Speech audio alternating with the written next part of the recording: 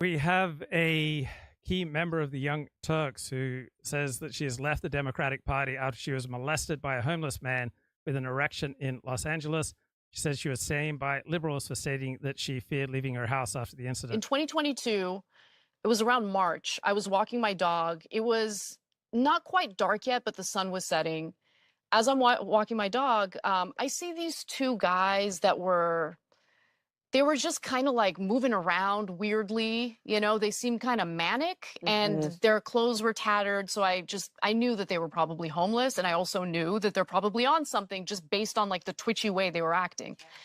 But living in LA, I mean, there's homeless people everywhere, right? So I've never had problems. I didn't think anything of it. But as I was bending down to pick up my dog's mess, one of the guys like grabs me by my hips, and he had an erection. Oh God. And just starts like humping me.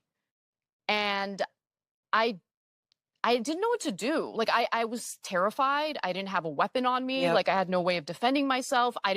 So I think about my physical safety perhaps on average once a month. But from talking to women, they think about the physical safety multiple times a day, right? Life as women experience it is a completely different thing than from what most men experience. Didn't know how far it was going to go because it's two guys. I'm by myself with my little dog. It was one of the most terrifying things ever because I'm pretty good at defending myself. In that moment, I just knew there was no option. No way. Yeah. Yeah. And luckily, he stopped and they just laughed at me and walked away as they were laughing at me. And so there was the fear and then the humiliation and weirdly shame. Like I felt ashamed. We decide, right, how dangerous our country is. We decide how much violent crime. All right, this was violent crime. This was an assault. And we can determine how much of that we put up with by how severely we punish people who do this. All right, the average felon who gets convicted, he's committed these violent felonies over 10 times on average before he finally gets convicted for one. We just put these guys away for a long, long time, right? There are going to be fewer of them on the streets, and those who remain are going to feel a stronger risk of conviction and a long prison sentence, and they will be less likely to act out in this vicious way.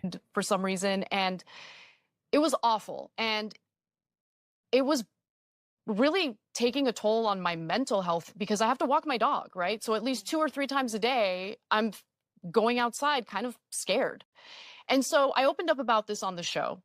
Is she married? Because normally you would hope that your husband would step in to protect you. Not really thinking much of it. And before I know it, I'm starting to get these messages, and it's like really, really harsh stuff.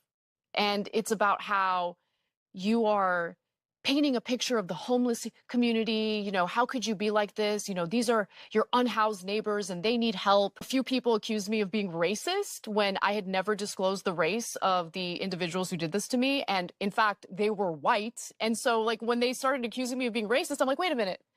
Why are you assuming that the people who did this? Of course. Yeah, like, I think you might have a problem here. Exactly. Yeah, and that woke me up. That woke me up because I'm like, oh my God. They eat their